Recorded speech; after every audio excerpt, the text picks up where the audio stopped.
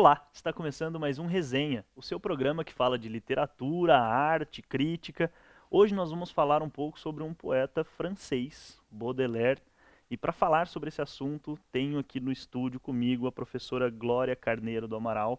Professora, seja bem-vinda. Muito obrigada. A professora Glória é doutora e livre docente pela USP, na área de língua e literatura francesa, e também professora aqui no programa de pós-graduação em letras do Mackenzie.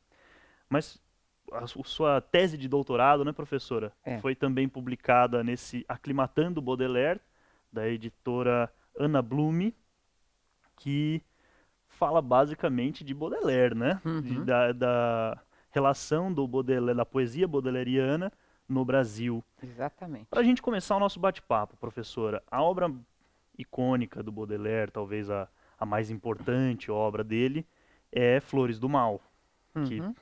é mais conhecida. O que é essa Flores do Mal? É um compêndio de poemas? O que é essa obra? Essa obra é uma reunião de poemas dividida em 6 partes, né? A primeira se chama Spleen Ideal, a segunda Quadros Parisiense, o vinho, as flores do mal, repete o nome, revolta e morte. Esse spleen e o ideal, Olha, primeira parte, o que é isso? O que é ah, esse spleen? o Baudelaire dizia que todo ser humano tem duas aspirações simultâneas, uma para o alto e outra para baixo, né? E o spleen é a mesma coisa que o mal do século, em inglês, né? É uma palavra bastante difundida no 19 europeu. E então você tem isso que vai te puxar para baixo, né? Que é mais depressivo, mais negro, e o ideal, que é uma coisa que te eleva, que te põe para cima, para Deus, para, né? Essa é uma temática do Baudelaire, porque a É, gente pega o título para Flores do Mal. Flores nos, traz uma ideia de uma coisa agradável, de uma coisa boa, e ele chama de Flores do Mal. Ele vai trabalhar com essa dicotomia, com essa coisa do bem e do demais. mal? Ele vai trabalhar demais com isso. E o título não é dele. O título foi um amigo que sugeriu, um amigo chamado Hippolyte Babou.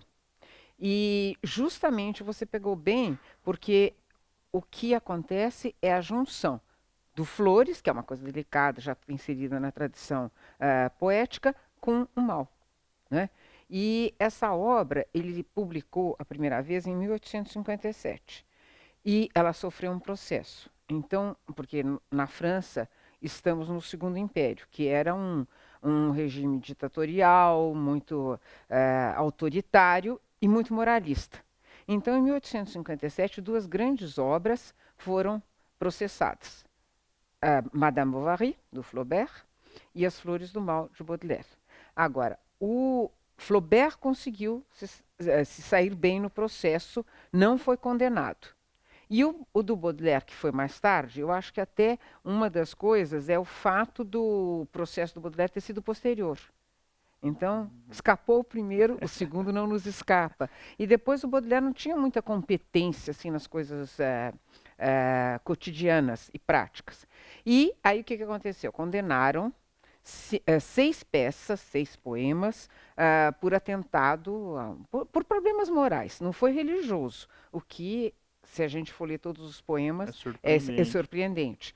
E então aí ele tinha que tirar 6 poemas. E, segundo ele, uma das coisas que ele fala e que ele diz no processo é que ele ficou muito surpreso, porque o livro dele não era para ser lido um poema aqui e outro poema ali. Ele tem um começo, um meio e um fim. E se você ler dessa forma, você vai ver que tem uma terrível moralidade. Essa expressão é dele.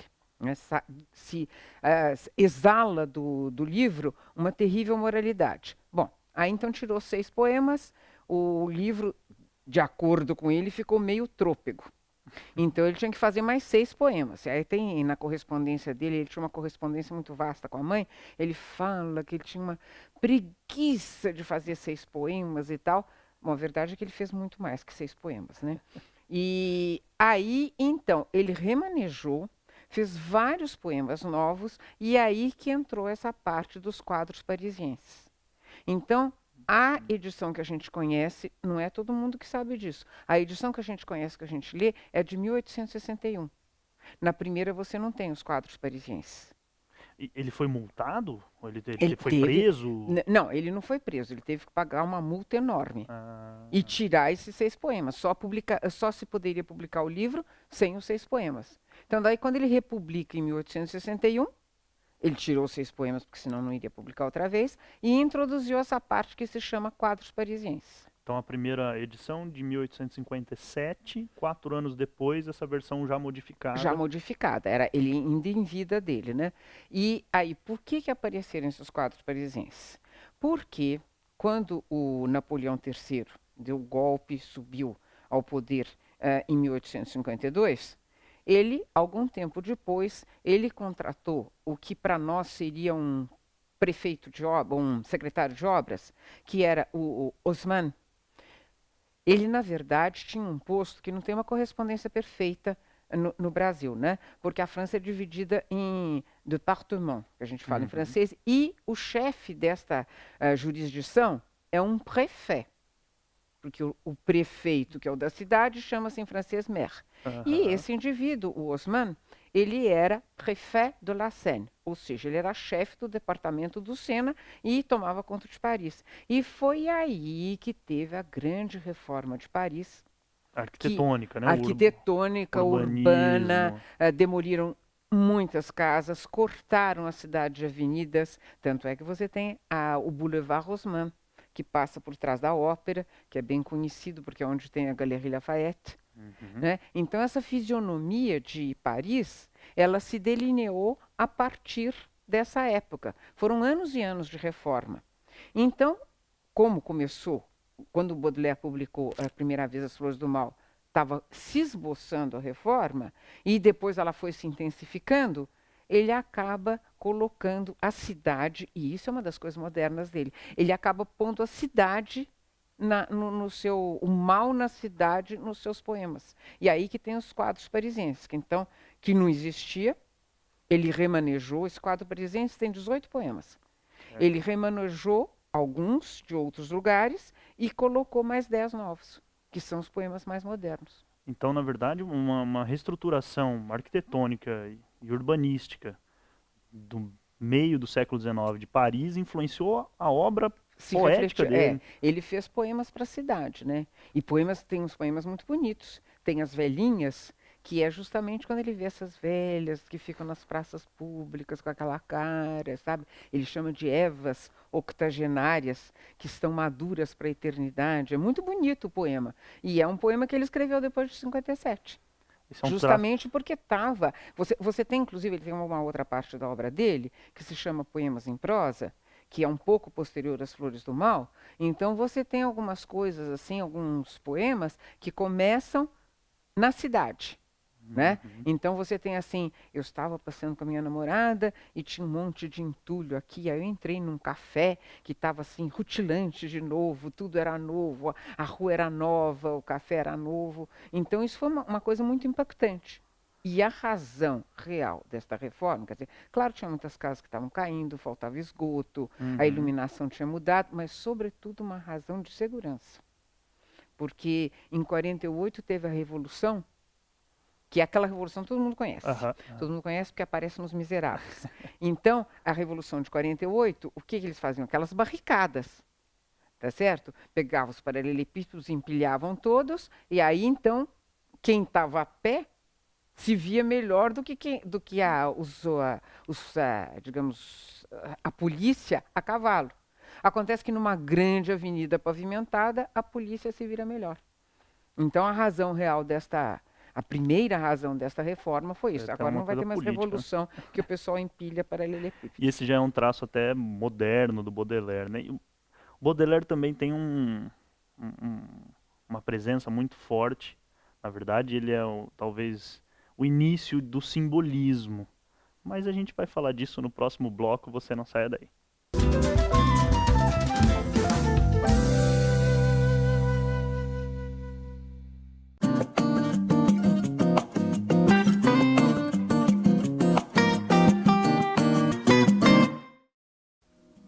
Oi, a minha dica de hoje é um livro sobre teatro.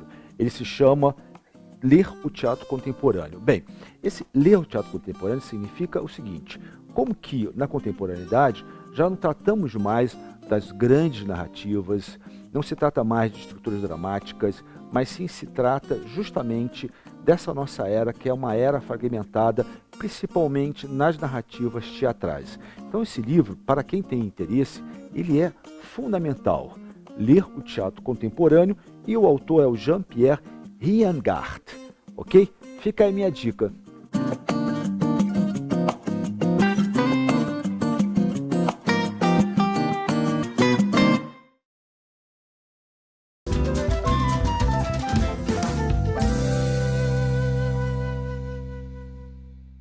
Estamos de volta com resenha, hoje falando de Baudelaire com a professora Glória.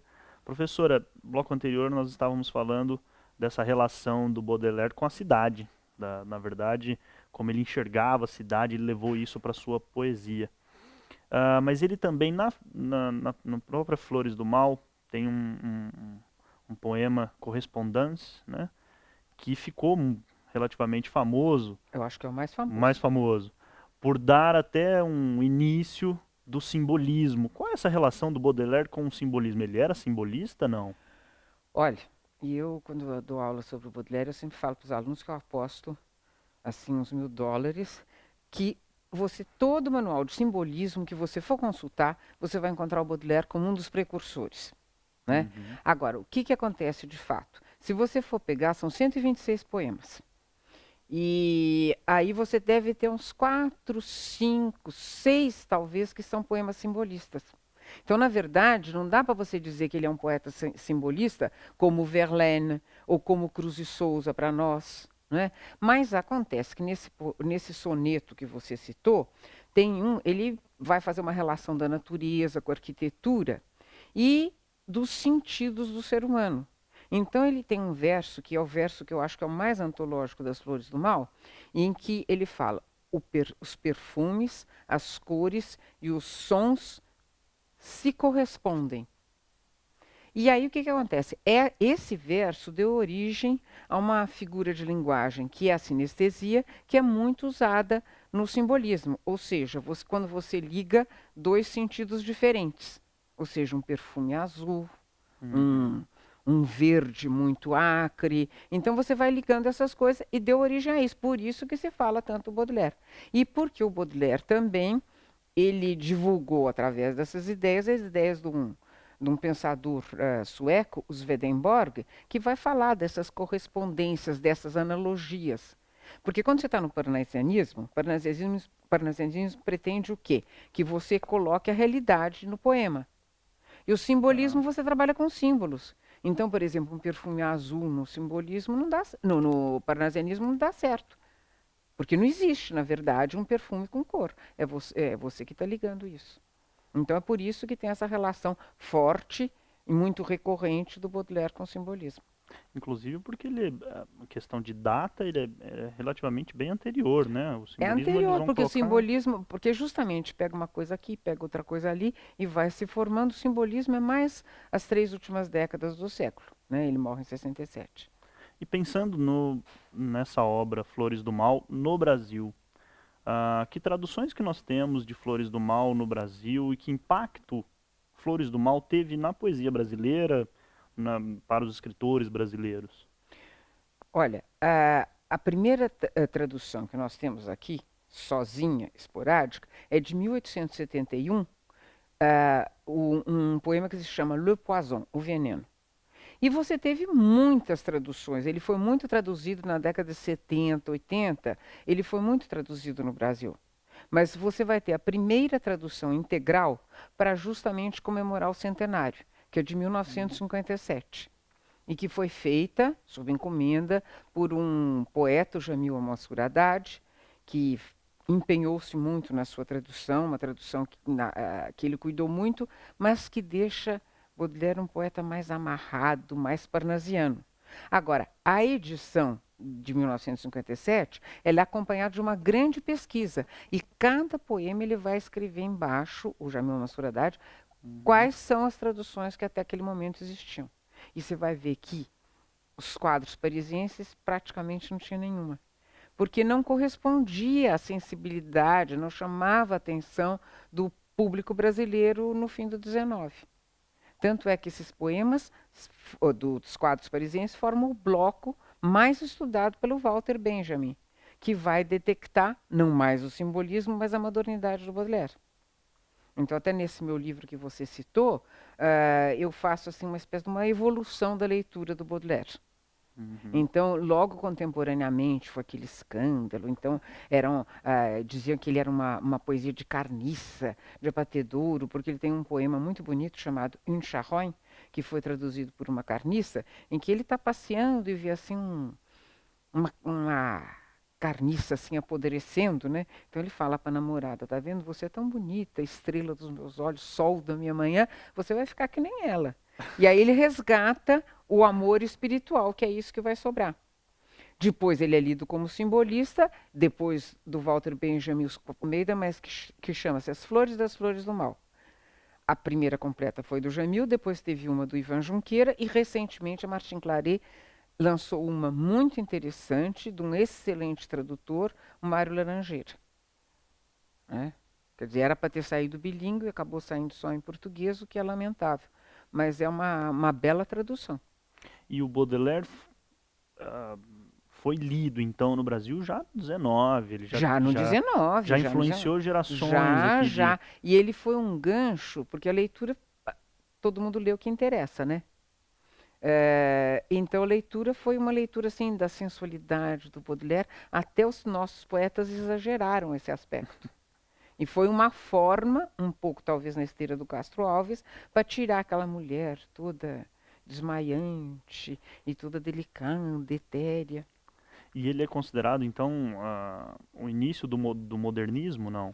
É considerado, não diria o início do modernismo, mas é um poeta moderno, porque tem outros textos dele que não são As Flores do Mal, que também são muito lidos e que vão apontar para isso, para o conceito de modernidade. Então esses outros escritos dele trazem esse conceito de modernidade, que a obra de arte ela deve ter dois lados. Um que é o que permanece, né, o eterno, e um lado que é representar o seu momento contemporâneo, que é a modernidade. A palavra é usada por ele num ensaio que se chama O Pintor da Vida Moderna. Inclusive, Flores do Mal é o único livro de poesia dele? O único livro de poesia. Poesia, com verso, com métrica, com rima, é o único livro dele. O que eu tenho aqui anotado, né? Ele escreveu também, tem escritos sobre arte, escritos sobre escritores e sobre pintores, enfim. Ele era um excelente crítico de arte. E desde logo ele escreveu muito sobre arte. Então nós temos Salão de 1859, Exposição Universal de 1855, porque os salões eles eram exposições em que os pintores iam lá, colocavam, era a Bienal da época, né?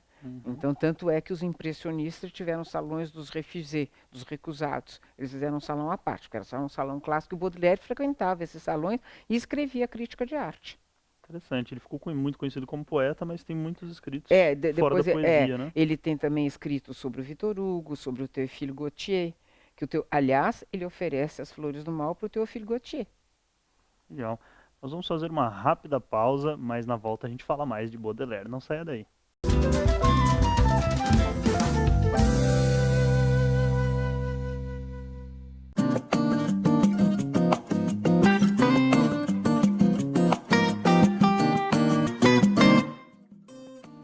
O livro que eu indico é 100 Anos de Solidão, do Gabriel Garcia Marques.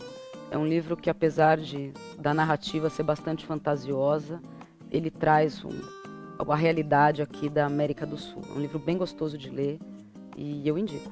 Boa leitura.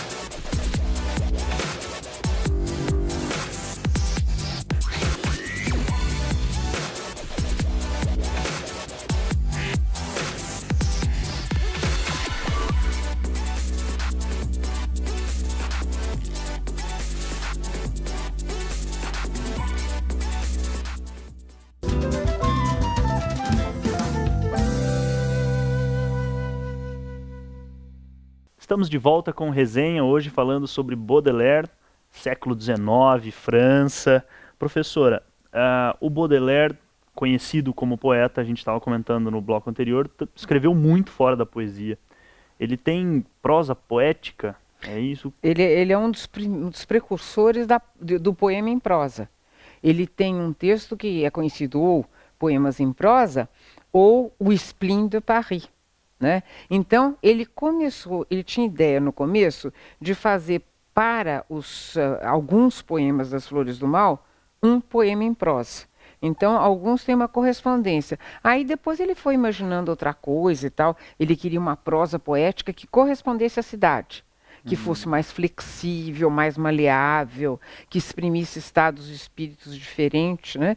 Então ele tem esses poemas em prosa. É um dos primeiros a fazer poemas em prosa, que são produções assim de tamanho muito diferente. Tem uns que têm meia dúzia de linhas, outros têm 2, 3 páginas. Os assuntos também são variados. Um, como eu mencionei já há algum momento, é que ele está num café de Paris e chega lá, esse daí chama Os Olhos dos Pobres. Então ele chega com a namorada no lugar, ele vai falar de tudo que está entulhado ali na porta do café, que o café está rutilante de novo e tudo, e depois eles lá dentro, naquela riqueza toda, e tem uma família de pobres que chega ali e ele fala dos 3 pares de olhos que estão olhando assim com fome lá dentro. Agora, ele escreveu muito sobre arte. Né? Ele também traduziu o Poe, Edgar Allan Poe. Ele traduziu Edgar Allan Poe. Uma das coisas mais importantes que ele fez foi traduzir o Edgar Allan Poe. E essa tradução é que tornou o Poe muito conhecido na Europa. Porque o francês era uma língua oficial. Na corte russa, ao que você lê, quase todo mundo falava francês. Os formalistas russos escreveram em francês, né? Não, alguns não. Eles foram traduzidos pelo Todorov, né? Uhum. Mas aí já é um momento posterior. Mas, por exemplo, São Petersburgo foi concebida assim no espírito arquitetônico de Paris, né? E aí, então, ele traduziu que o Poe não era muito conhecido, né, na Europa e não era apreciado nos Estados Unidos. Ele era considerado um poeta menor, assim, de mau gosto, né? E, inclusive o Eliot tem um texto em que ele diz que o Mallarmé e o Baudelaire gostavam do Poe porque eles sabiam mal inglês, conheciam mal o inglês. Mas ele traduziu, e a tradução é muito interessante, porque eu passei anos da minha vida achando que eu tinha lido Poe, mas não li Poe direito, porque depois que eu comecei a ler inglês, o Baudelaire baudelairianizou muitos trechos, assim, com um vocabulário muito próprio, que o Poe é mais seco, né? Mais importante, o Baudelaire coloca muito do vocabulário dele, mas de qualquer jeito, ele escreveu 3 textos sobre o Poe, falando da biografia, da vida dele, etc. Foi o que divulgou o autor na Europa, sobretudo. E é possível ver marcas ou influências do Poe na obra de Baudelaire, ou a gente não vê isso? Olha, o próprio Baudelaire, numa carta, ele fala o seguinte, que eu acho que é bem isso. É uma carta que, em princípio, não tinha nada a ver com o Poe. Era uma carta para um crítico de arte chamado Thoré, Thore. E dizia-se que o Manet tinha copiado os espanhóis. E aí o Baudelaire escreve essa carta para defender o Manet, a originalidade do Manet. Então ele fala assim, porque o Manet dizia que nunca tinha visto esses pintores espanhóis. Como é que ele poderia tê-los copiado? Ele fala assim, olha, você sabe por que eu traduzi o Poe com tanto empenho? Porque quando eu comecei a ler a primeira vez, eu via ideias minhas na obra dele, eu via até palavras que eu gostava de usar, eu reencontrei na obra dele. Então é um problema de afinidades, né, que ele coloca nesse sentido, né? E depois, quando ele começa a traduzir, porque ele começou a escrever muito cedo, né, o Baudelaire. Não publicou logo, mas tem poemas das Flores do Mal que ele escreveu com 20 e poucos anos. Ele demora quanto tempo para escrever? finalizar Olha, o Flores do Mal? Ele foi escrevendo, ele entre reformar um poema antigo e fazer um novo, ele preferia reformar o antigo, porque já é o Baudelaire e o Flaubert já é um começo de concepção artística diferente, que é o negócio de você trabalhar. A produção poética ou a produção artística é resultado de um trabalho. Ele mesmo, nesse Pintor da Vida Moderna, ao qual eu aludi, que é um dos últimos textos dele, e que foi traduzido no Brasil e que é muito lido, eu acho que hoje em dia talvez seja mais lido do que As Flores do Mal, né? Ele fala, a beleza é produto da razão e do cálculo. né, que se opõe à ideia do romantismo, que é uma ideia de inspiração. E o Flaubert, ele dizia que ele definia inspiração como você sentar todo dia na escrivaninha no mesmo horário. Ou seja, você trabalhar, não é aquele negócio, você tem um surto, escreve, Desceu, né? desceu o santo, porque o Musset, que é um dos mais importantes poetas românticos, ele costuma falar que ele chegava em casa, assim, sob aquela emoção, ou de alegria, ou de tristeza, e escrevia até a vela acabar. Quando a vela acabasse, ele não escrevia mais e não retocava. Infelizmente, professor, o nosso tempo se esgotou. Foi um papo muito gostoso. Muito obrigado pela sua presença. Ok, sempre às ordens. É um prazer falar de literatura francesa. E você que nos acompanhou até agora, muito obrigado pela companhia e até a próxima.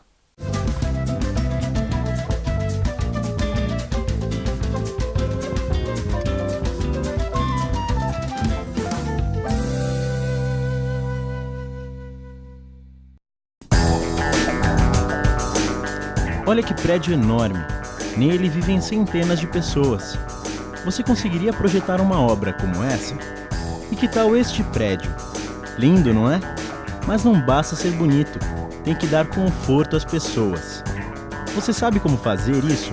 Casas, prédios, para você morar ou trabalhar neles, eles precisam ser projetados. Tem que fazer cálculos, desenhos, prever os materiais. Você seria capaz de fazer isso? Um arquiteto, sim. Em um curso de arquitetura, você tem aulas de sistemas construtivos, paisagismo, conforto ambiental, estética e muitas outras. Você aprende a unir criatividade e ciência para melhorar a vida das pessoas. Mackenzie. Estudar é uma forma de ampliar horizontes. E no Mackenzie, sempre é hora de aprender. Não importa se você é criança, adolescente ou adulto, porque aqui você sempre encontra educação de qualidade, do ensino fundamental à pós-graduação.